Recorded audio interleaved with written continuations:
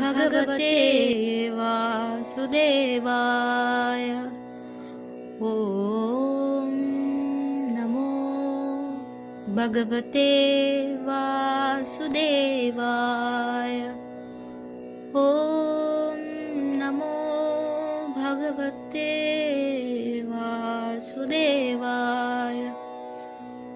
शुश्रूषोषद्धधानस्य वासुदेवकतारुचिः स्यान्महत्सेवया विप्राः पुण्यतीर्थनिषेवनात्।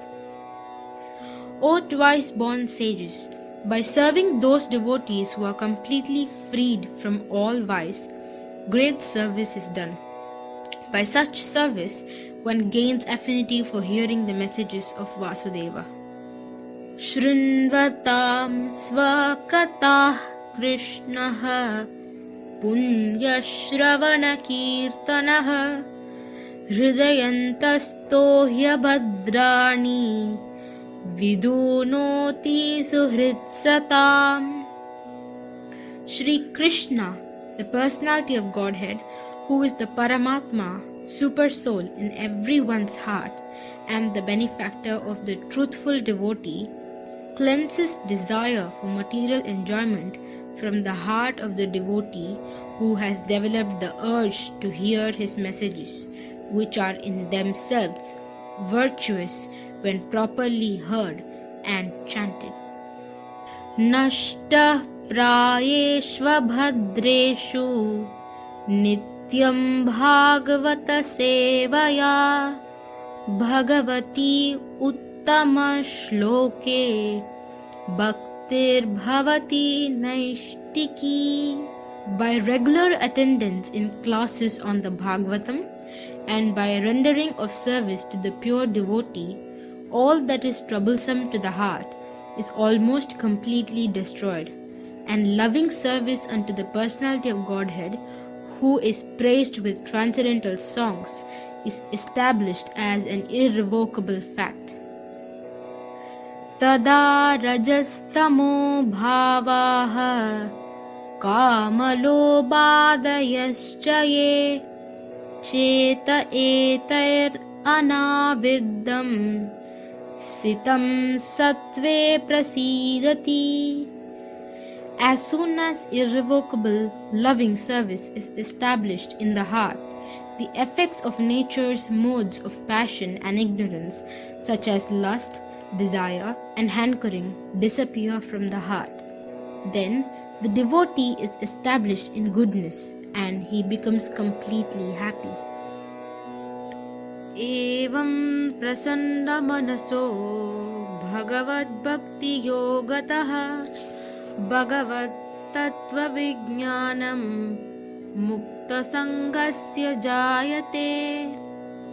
Thus, established in the mode of unalloyed goodness, the man whose mind has been enlivened by contact with devotional service to the Lord gains positive scientific knowledge of the personality of Godhead in the stage of liberation from all material association.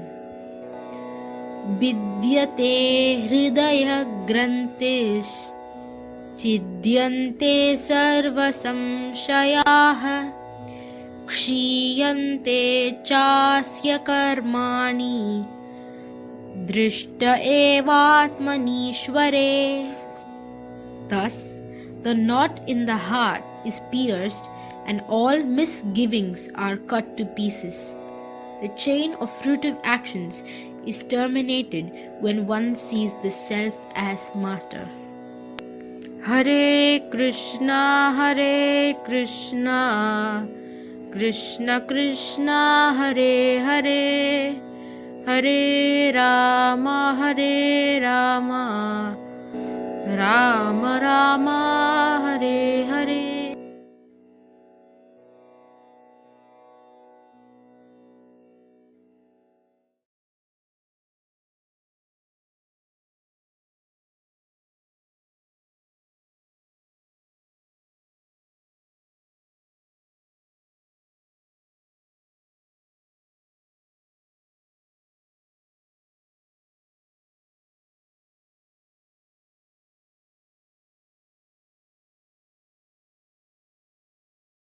Namo Vishwadaya Krishna Prabhupada Bhaktivedanta Swami Niti Namane Namaste Saraswati Deve Gauravani Prachadane Nirvishesha Shunyavari Paschati Deshatarane Sri Krishna Chaitanya Prabhu Nityananda Sri Advaita Gadadhar Shivasli Bhaktivinda Hare Krishna Krishna Krishna Hare Hare Hare Rama Rama Rama Hare Hare.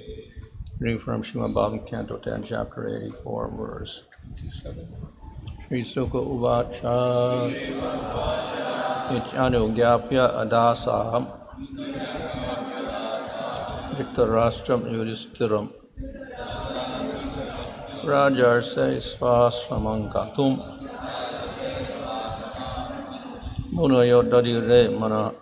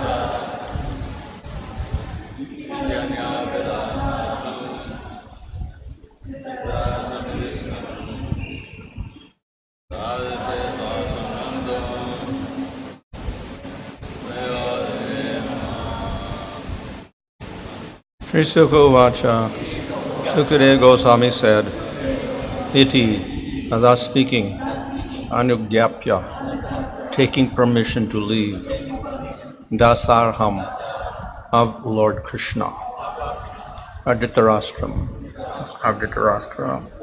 Yudhisthira, of Yudhisthira, Raja, among kings, Rishi, O sage, Swa, their own, Asraman, to the hermitages, Gantum, to going, Munaya, the sages, Dadire, turn, Mana, their minds. Translation, Sukadeva Goswami said, having thus spoken, O wise king, the sages then took leave of Lord Dasaha, Dhritarashtra, and Yudhisthira, and prepared to depart for their ashramas.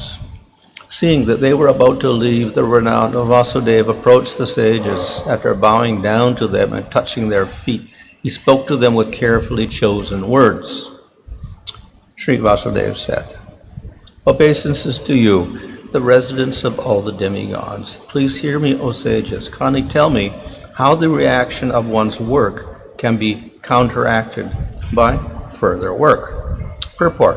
Here, Vasudeva addresses the sage as the residents of all the demigods. His statement is confirmed in the authoritative Shruti mantras which declare Yavatirvai Devatas Ta Sarva Veda Vidi Brahmane Vasanti. Whatever demigods exist, all reside in a Brahmana who knows the Vedas. Sri Narada Muni said, O Brahmanas, is it not so amazing that in his eagerness to know, Vasudeva asked us about his ultimate benefit, for he considers Krishna a mere boy.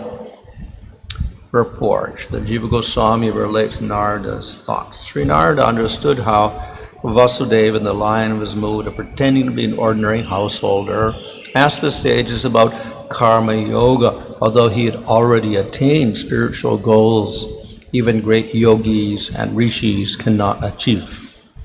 But Narada was still concerned that Vasudeva might create an awkward mood by treating Lord Krishna as a mere child in the presence of all the sages. Narada and the other sages felt obliged to maintain their attitude of reverence toward Lord Krishna. So how could they ignore him and presume to answer Vasudeva themselves? To avoid this embarrassment, Narada took this opportunity to remind everyone present of Sri Krishna's absolute supremacy. In this world, familiarity breeds contempt. For example, one who lives on the bank of the Ganges might travel to some other body of water to be purified. The Supreme Lord's awareness is never disturbed by time or the creation and destruction of the universe by changes in its own qualities or by anything else, whether self-created or external. But although the consciousness of the personality of Godhead, who is the Supreme One without a second, is never affected by material distress, by the reactions of material work, or by the constant flow of material nature's modes, ordinary persons nonetheless think the Lord is covered by his own creations of prana and other material elements, just as one might think that the sun is covered by clouds, snow, or an eclipse. Purport: although things in this world are inevitably destroyed by one means or another, time itself causes the eventual decay of every created being. A fruit, for instance, which may grow ripe, but then must either rot or be eaten. Some things, like lightning, destroy themselves as soon as they are manifest, while others are destroyed suddenly by external agents, as a clay pot is by a hammer. Even in living bodies and other things whose existence continues for some time, there is a constant flux of various qualities that are destroyed and replaced by others. In contrast to all of this, the Supreme Personality of Godhead's awareness is never disrupted by anything. Only out of ignorance could one imagine him to be an ordinary human being subject to material conditions. Mortal beings are covered by their entanglement in fruitive activities and their consequent happiness and distress. But the Supreme Lord cannot be covered by what are, in fact, his own expansions. Analogously, the immense sun is the source of relative insignificant phenomena of clouds, snow, and eclipses, and so it cannot be covered by them, though the ordinary observer may think that it is. So the sages spoke, and they were about to go, but then Vasudeva approached them, and he began to ask this question: how can we destroy work by work? So we have karmas. This produce this body and various happiness and sufferings that we get within the body. And then we're told to do different types of works. Of course, there's different systems. We do karma yoga, by which we modify the results and we get better results than normal, so we can relieve ourselves of suffering and get some extra happiness. But then, even if we're doing other processes, we have to do activity. So we have Jnana Yoga, Astanga Yoga, and Bhakti Yoga. They all involve some sort of activity, though we see that in Jnana and Yoga, the emphasis is giving up activity in the senses, so they minimize it. Nevertheless, they do have a sadhana, and the sadhana does involve using the body, the mind, and the words, etc. So there's some activity there as well. The goal, of course, is to give up all activity of body and mind. And then, of course, in Bhakti also, we don't try to avoid activities, but we do activities which are favorable to the Lord. Nevertheless, we're using our body and our mind, senses, etc. So, how is it possible to get a spiritual result from material actions? That's the higher question. The other one, lower question, is that how do we modify the work in the material world to get subsequent results? So it's an interesting question, but nevertheless, Narada Muni here makes the statement, because he's one of the sages that's being asked this. So he, in one sense, is suggesting that Vasudeva is asking a question which, in one sense, he doesn't have to be asked, because he is associating directly with the Supreme Lord. But he's asking a question about karma yoga or whatnot. So why would he ask such a question when he has the Supreme Lord as his son, which is something that the sages cannot attain? Even Narada Muni doesn't have that position. Therefore, he says he must consider Krishna a mere boy. He's not Supreme Lord if he's asking a question like this.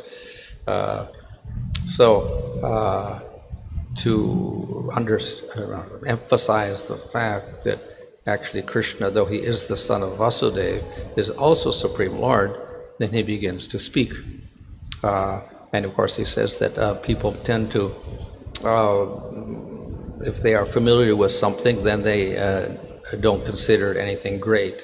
So if you live on the bank of the Ganga, then you go to some other tirth to get purified, even though you can just go in the Ganga. So if Krishna is your son, then you think, oh, God must be somebody else because he's just my son. That type of thought. Of course, we know that these are eternal associates of the Lord. That is Vasudeva, Devaki, and all the Yadus. So in general, they're Nityasiddhas.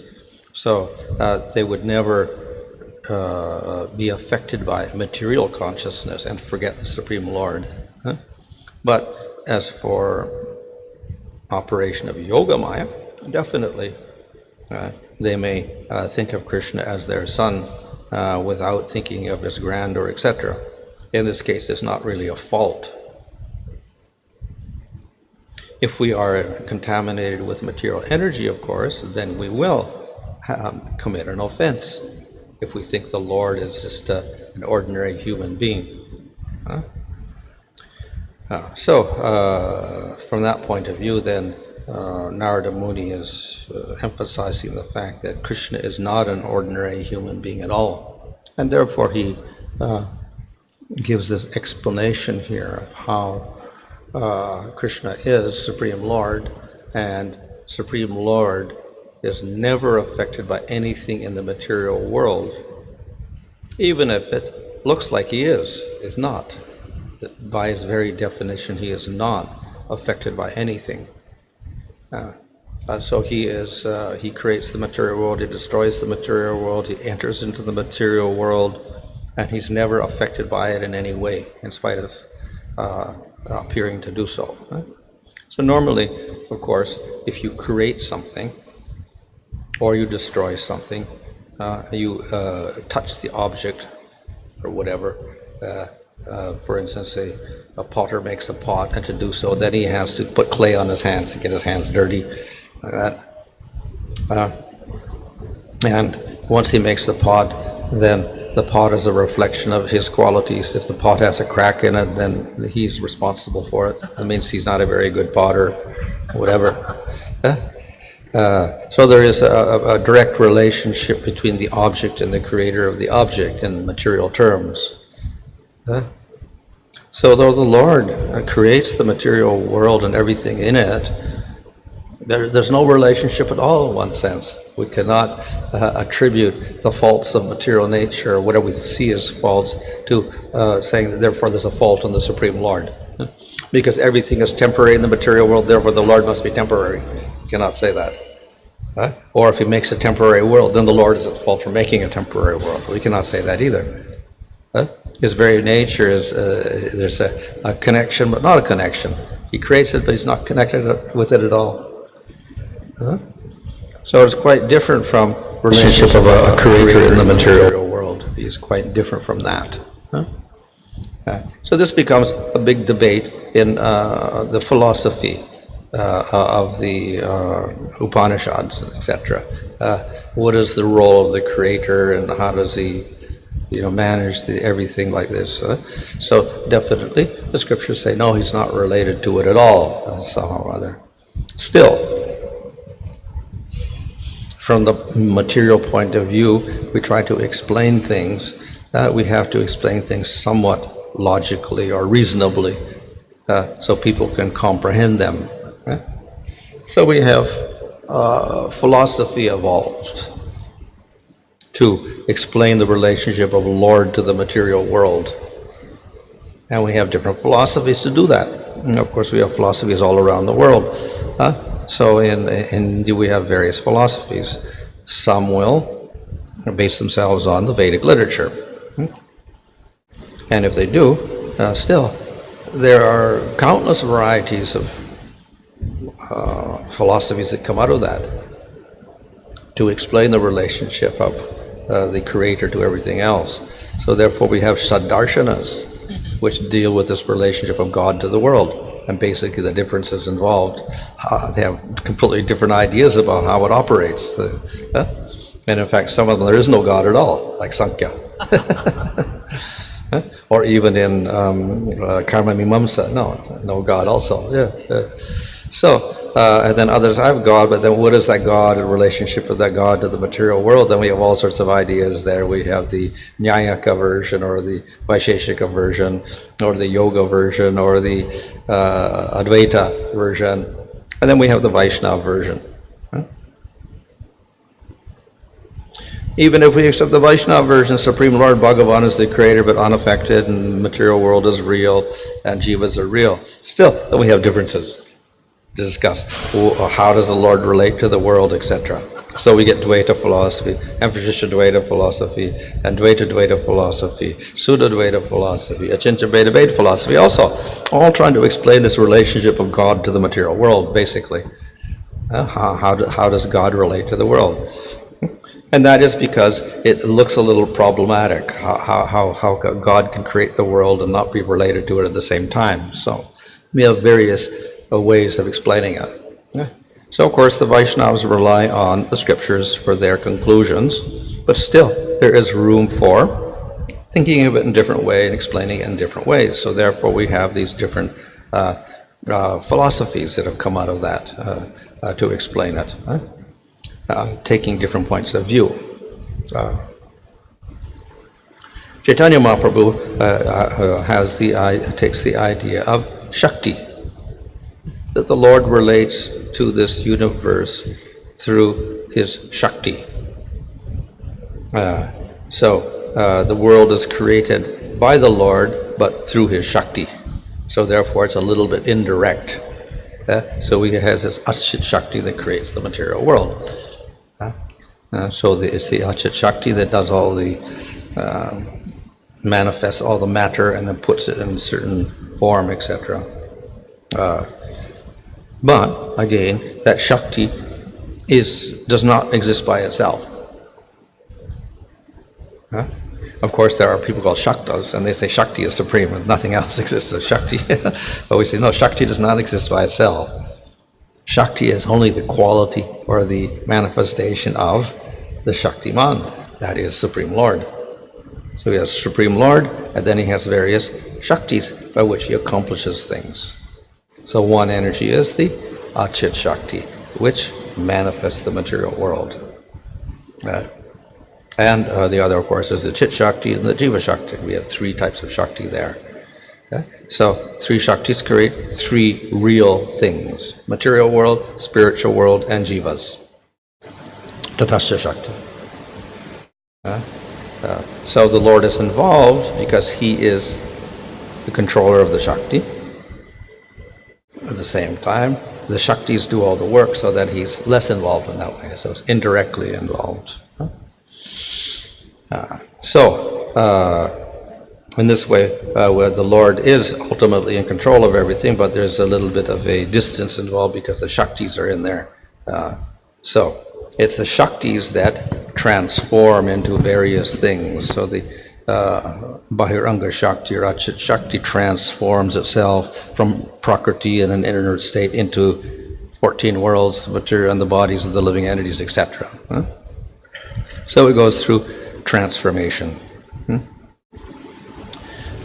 And the Lord does not transform. He remains as He is, completely the same in the spiritual world. It doesn't transform at all. So the material world is created, it's a transformation, but it's a transformation of the Achit Shakti. How is it related to the Lord? Because only by the Lord's will does it happen. So to illustrate that, we have the image of Mahavishnu lying down in the Krsna ocean, and he glances.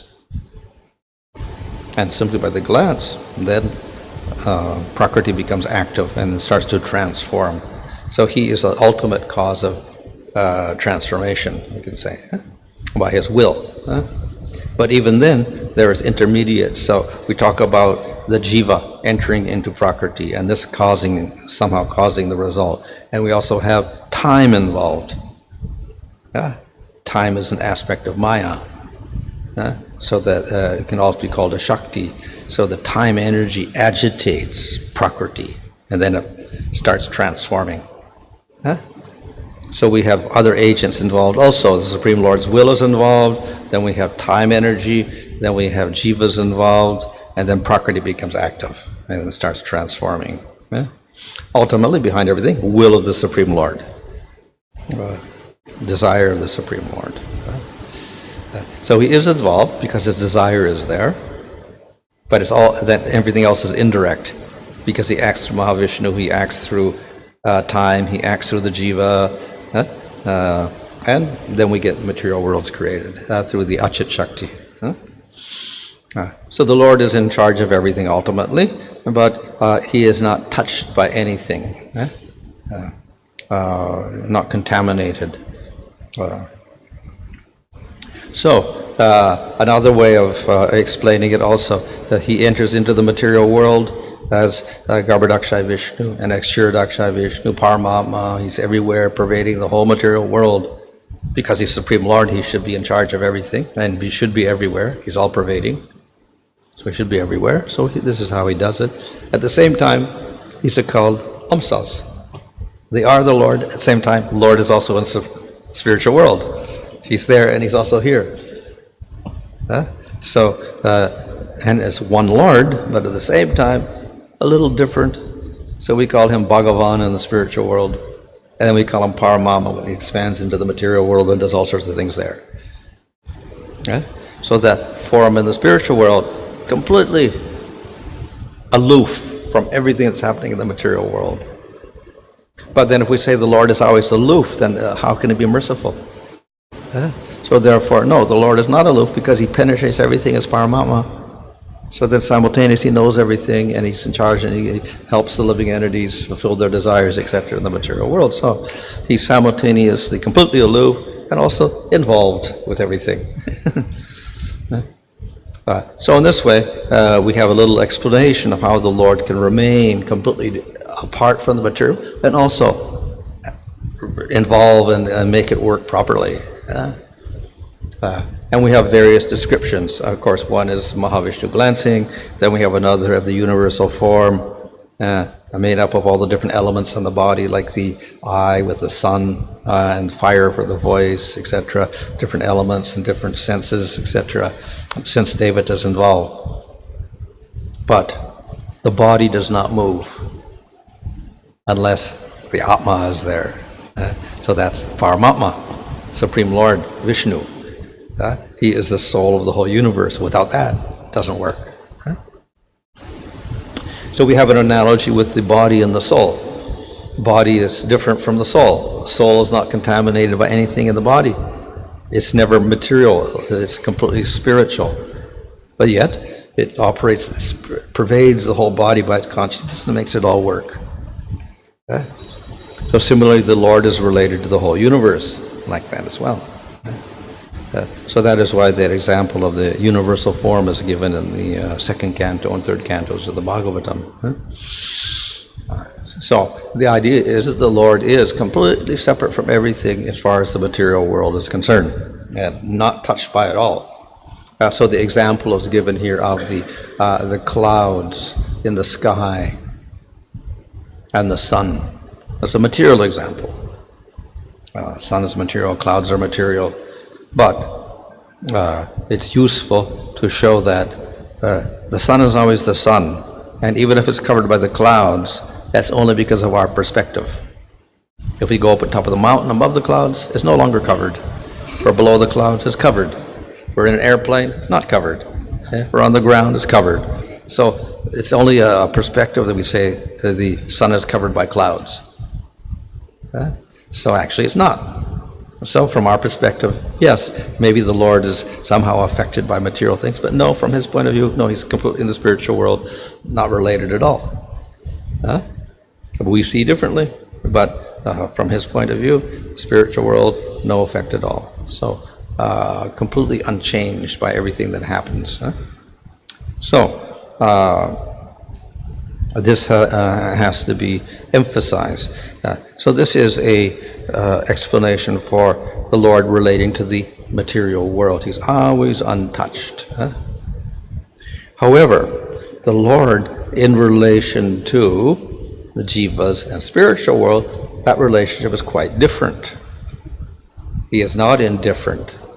He is not completely separate. In fact, the word Bhagavan means that he is in the jiva and the jiva is in the Lord. The Lord is always thinking of the devotee is always thinking of the Lord. And ultimately the Lord is controlled by bhakti in the jiva. So the Lord is very affected. And he goes through changes also. Sometimes he's in distress, sometimes he's happy, etc. So in the spiritual world in relation to the devotees, then we have changes taking place at the Supreme Lord. What looks like changes to us. That's of course on a different level. So the Lord is not just neutral, otherwise we end up with a Brahman-like entity who does nothing at all. But no, the Lord actually has form, qualities, activities, relationships with devotees, etc. And this gives rise to great bliss in the spiritual world. So actually the main quality of the Lord is bliss. But even there, that bliss is expressed through shaktis. So it is through Shakti of the Lord that he manifests his name, form, qualities, activities, rasa, etc. All from Shakti. So we have Hladini, Samvit, Sandhini Shakti manifesting the spiritual world, all the relationships of the devotees, and the experience of bliss itself, Hladini Shakti. So that's the Chit Shakti of the Lord operating there to cause all of this variety in the spiritual world and the experience of bliss. So part of that Chit Shakti is the Bhakti Shakti, composed of Hladini and Samvit Shaktis, portions of that. The best part of that. And then of course, even more concentrated, we have Radharani as the essence of the Hladini Shakti, the Shakti herself. So we got all sorts of Shaktis operating in the spiritual world, which are all Chit Shakti. And there, it's quite different.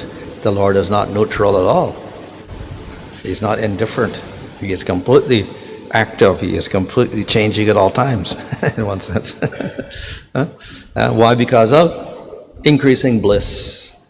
The bliss of the spiritual world always increases, and it increases because of the various pastimes of the Lord and his devotees. So that type of change is not to be criticized at all. We criticize change, etc., because of material change, and things like this, temporary nature of things. So in the spiritual world, yes, there is no material time, but nevertheless, there are activities, and activity has to take place through some sort of time. If there's no time, there's nothing happening. So there is pastimes taking place over a time with various activities. That's Leela. So that's there in the spiritual world, but it's not material time, not material action, no material karma, etc. It is quite different from what happens in the material world. So it's also described actually no past and no future. There is time, it's always present. How it exists, we can't understand, because we're conditioned to think of past and present and future. But spiritual world, it's always present. There's no past, there's no future. It's difficult for us to conceive of that because of our material conditioning. Huh? But still, with that continual present, there are activities taking place. And then we say, well, there must be a past and a future. But no, it isn't. So, quite a different world from our material world. So in that world, yes, there can be changes, there can be so many things happening, but unlike the material changes, which are generally destructive in nature and causes of suffering, the changes there are causes of bliss, increasing bliss at all times. The Supreme Lord definitely is completely aloof from the material creation of everything, and therefore we cannot criticize him being contaminated at all. But at the same time, he is not indifferent. He is not simply neutral. He favors his devotee, and he falls under control of the devotee in the spiritual world. And he experiences highest type of bliss in relation to the devotees. We can call this change. We have prema, and prema has vikara, or change, transformation. Various transformations of prema take place in emotions, and various symptoms occur, like the sattvika bhavas, etc. These are all called vikara, or changes. So there is change in the spiritual world, but it is quite different from material change. It is all operating through the chit shakti of the Lord. So it is flawless and not at all to be criticized. From our point of view, we do have to understand the position of Supreme Lord in relation to us jivas in the material world. And we have to understand that superior position means that he's never affected by the ignorance of the material world at all. So that is what Narada Muni is here emphasizing, to put that in his place. Now Vasudeva, in his pastimes, he has affection for Krishna as his son. So that is not material affection, that is Vatsalya Rasa. So that also could not be criticized. But in thinking of him as his son, it looks as if he's forgetting he's Supreme Lord. That also cannot be criticized. Because in Vrindavan, that is completely so. They don't ever think of him as Supreme Lord.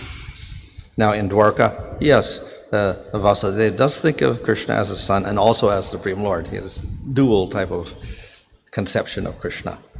But nevertheless, we cannot criticize his conception of seeing Krishna as his son. That's his particular rasa.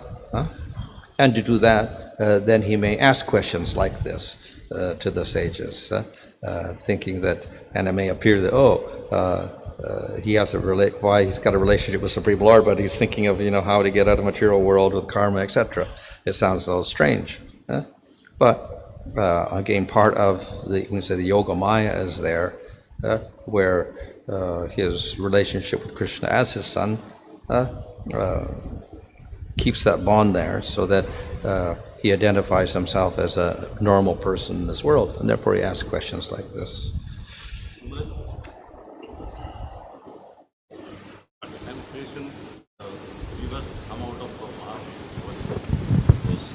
But at what point of time the desire to enjoy independently arises in the Atma? It's always there for the jivas who come to the material world. And when sometimes it's not apparent, it's in a sleep state in Mahavishnu, when the jivas become a little active to start enjoying at that time, and the Lord manifests material world and puts the jivas in there. And then they dissolve again. If they still have their karmas, they go back in Mahavishnu. But karmas are waiting for them again, same karmas that they left with when the pralaya took place. And again, karmas attached to them, and they start their again, new world, new universe, new bodies again. They continue where they left off from previous universe. But these are all the Nitya-Baddha Atmas. Yeah. So there is no scope for them to get relieved out of the material world. No, they can't. They are Nitya-Baddha. The word nityabhata is used sometimes, but not all the time.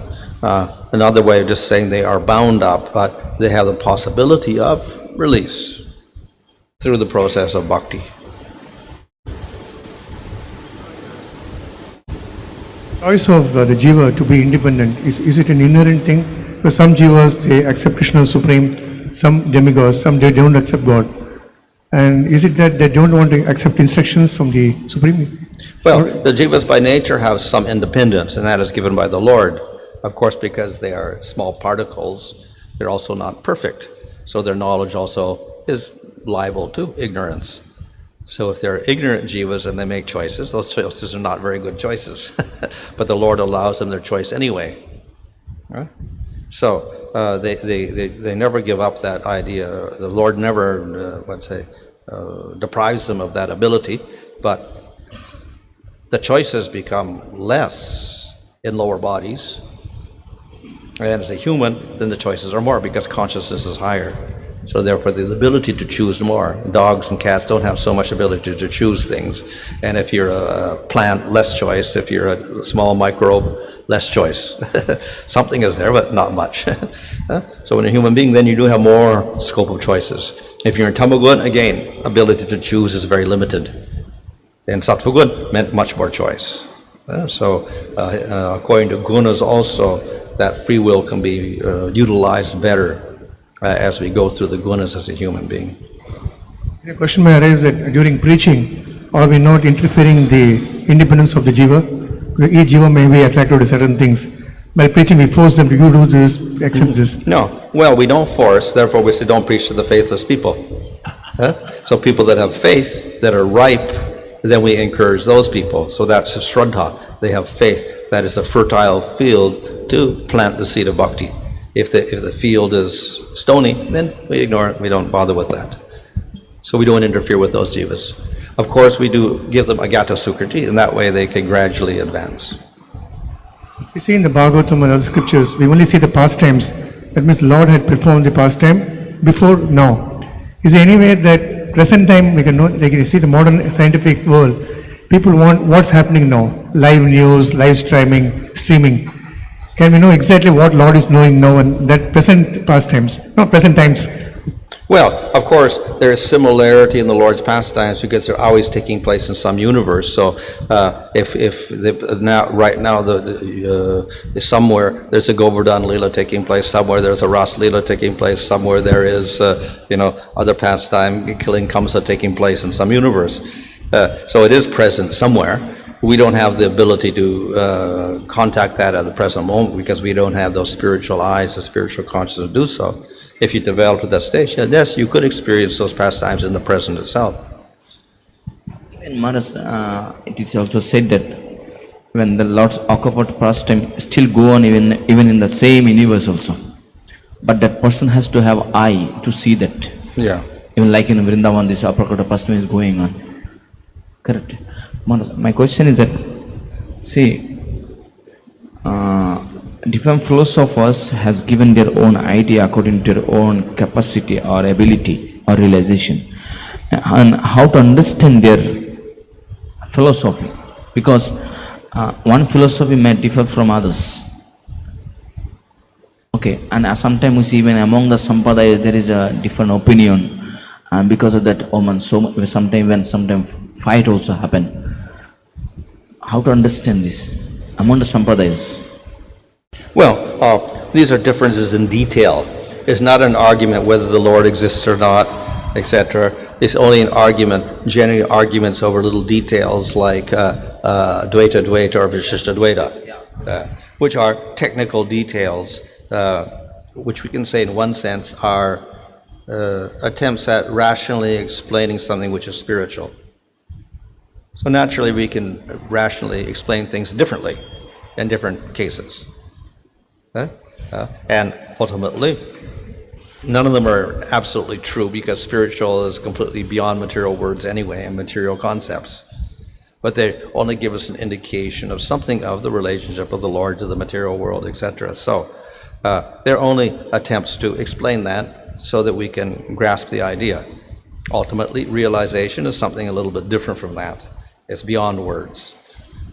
So if we realize it, then you could say that all these things are true in one sense, but again, a little bit different. Because to realize the Lord Himself and how He operates with the material world is different from our explanations that we give with logic.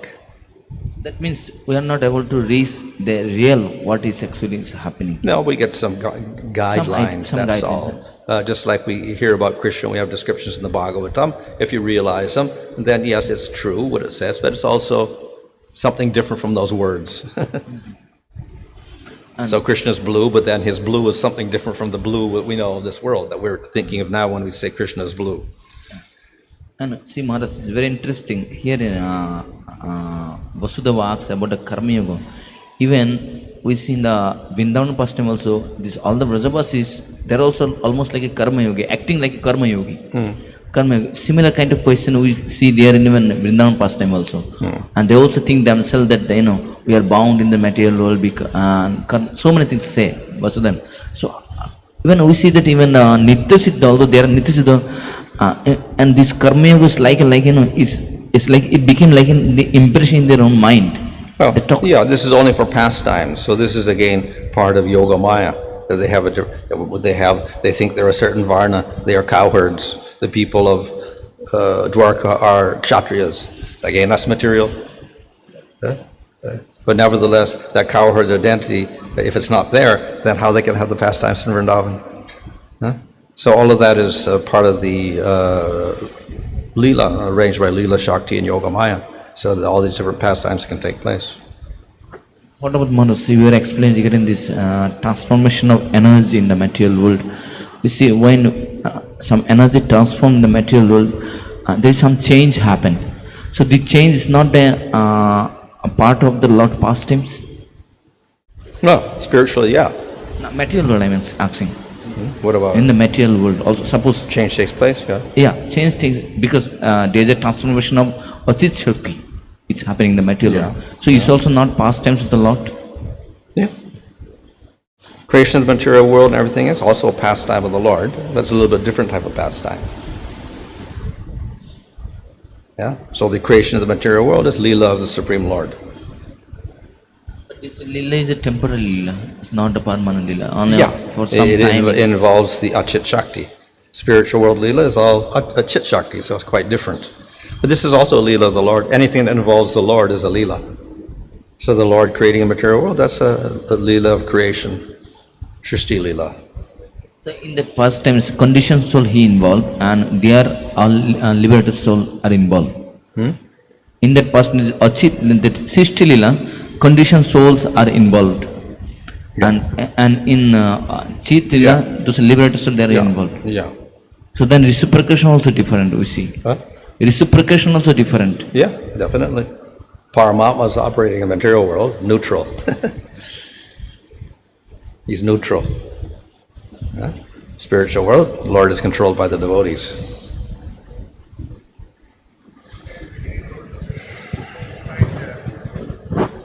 Some people are bound by the law of the land, because if I do a mistake, the police will catch me and I'll be put in a jail. So because of that fear, he's artificially following the rule, but internally he may have a different mentality. So that can happen even for a spiritualist. He may follow one sampradaya, whatever is there, because if I don't follow, I'll be sent out. Internally he may have liking to a demigod or anything. Is it like, some can be like that? Well, it depends on the faith of the individual, obviously. So people join a certain sampradaya according to their faith. But then they may have other reasons for joining also. It could have social consideration, other things which are not faith. So it depends on the individual why he's in a certain sampradaya. It could be tradition, it could be faith, it could be something else, or it could be a mixture, or it could be just false. He's just pretending to be that, but he's not at all. He has no belief at all. So it depends on the individual. We have seen that in our own movement, some of the initiate devotees have given up our sampradaya, they are going to other sampradaya. Yeah. It happened vice versa also. Yeah. Both. Yeah.